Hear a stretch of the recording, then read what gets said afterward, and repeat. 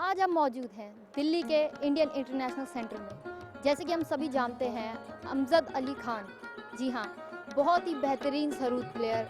आज उन्हीं के दो बेटे हमारे साथ मौजूद हैं, अयान अली खान और अमान अली खान। आइए चल के इनसे पूछते हैं कुछ। सर, जैसे कि आपका बैकग्राउंड काफ़ी म्यूज़िकल रहा है, आपके पिताजी भी इसी लाइन में रहे हैं, काफ़ी अच्छे सरूद प्लेयर रहे हैं वो, तो इसका क्या आप पे कुछ प्रेशर आया है बचपन से कि आपको सरूद प्लेयर ही आगे अपना करियर देखना है या फिर म्यूज़िक में ही? क्या आपने इससे अलग कभी कुछ सोचा है अपने में या कुछ और करने की सोचा, कोई बिजनेस? आप इतने अच्छे दिख रहे हैं, गुड लुकिंग है, मॉडलिंग में, एक्टिंग में, क्या आपने कभी इस चीज़ में सोचा या फिर कोई प्रेशर रहा है आप में? देखिए, पहली बात तो काफ़ी उम्र निकल गई है, अब करियर तो है और प्रेशर नहीं कहूँगा, एक ज़िम्मेदारी है। जब आप ऐसे घर में पैदा होते हैं तो एक रिस्पॉन्सिबिलिटी होती है। कहते हैं ना, कोई भी खाना फ्री नहीं मिलता ज़िंदगी में। तो ये जो पैकेज हमें मिला एक अच्छे घर में पैदा होने का, पिताजी जैसे पिता हमको, उस्ताद अमजद अली खान साहब जैसे गुरु फादर मिले, तो इसका पे बैक टाइम यही है कि आपको एक ज़िम्मेदारी है ऑफ वर्किंग वेरी हार्ड और कोशिश कर रहे हैं to be one of the most loved musicians. ये कोशिश है हमारी, आयान और मेरी। और देखिए, एक्टिंग तो सभी ट्राई कर रहे हैं, मॉडलिंग सभी ट्राई कर रहे हैं, बहुत कम लोग बच गए हैं जो म्यूज़िक में ट्राई कर रहे हैं। तो हम उनमें से हैं कि हम चाहते हैं कि हमारी जो कंट्री की जो संस्कृति है वो बरकरार रहे, कायम रहे, तो उसी पे लगें। कहना चाहेंगे? आपने बहुत बहुत प्यार से बहुत कुछ इंट्रोडक्शन में कह दिया, लेकिन यही है कि हम लोग हमारी ये कोशिश रही है कि हमारी जो एक, जैसे अमान भाई ने कहा, जो संस्कृति है, जो एक लेगेसी है म्यूज़िक की, उसको हम युवा पीढ़ी तक पहुंचा सके, दुनिया तक पहुंचा सके। और हम लोग वही काम कर रहे हैं आज कि म्यूज़िक के ज़रिए ये कन्वे करना चाह रहे हैं कि दुनिया में शांति, अमन और पीस बनी रहे। और आज अभी सीज़न में इतने सारे कॉलेजेस में बजाए हम लोग, IIT में, IIM में, सेंट जेवियर्स कॉलेज में। बहुत खुशी की बात है कि आज भी क्लासिकल म्यूज़िक को इतनी अच्छी तरीके से यूथ प्रेजेंट कर रही है और सुन रही है, तो ये बहुत खुशी की बात है। और आज क्लासिकल म्यूज़िक पीक पे है और हम लोग कलेक्टिवली कोशिश कर रहे हैं कि ये मैसेज दुनिया तक पहुंचा सके। तो आपने कभी कोई और, जैसे कि आजकल युवा पीढ़ी काफ़ी ज़्यादा गिटार में इंटरेस्ट दिखा रही है, नए तरह के म्यूज़िक में इंटरेस्ट दिखा रही है? नहीं, देखिए, गिटार तो एक वेस्टर्न म्यूज़िक है, इंस्ट्रूमेंट है, which is a beautiful instrument, but because हम लोग इंडियंस हैं, हम लोग यहाँ पैदा हुए, तो ज़्यादा मेरा रुझान हमारे देश के म्यूज़िक की तरफ रहा। आपने अपने पिताजी के लिए एक किताब भी लिखी है, अब्बा, आप उसके बारे में कुछ कहना चाहेंगे?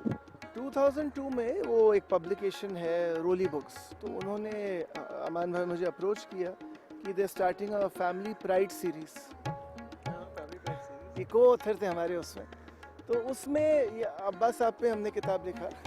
सो उन्होंने किताब लिखा, उसमें हमने किताब लिखा, Abba god's greatest gift to us. 2002 में Roli books approached us, they were starting a family pride series. तो उसमें अमान भाई ने co-author book, Abba god's greatest gift to us. तो उनकी जीवनी थी वो, because people knew him as a musician, लेकिन एक एज ए इंडिविजुअल उनकी क्या यात्रा रही, उनकी प्राइवेट लाइफ क्या थी, उस बारे में वेरी फ्यू पीपल न्यू।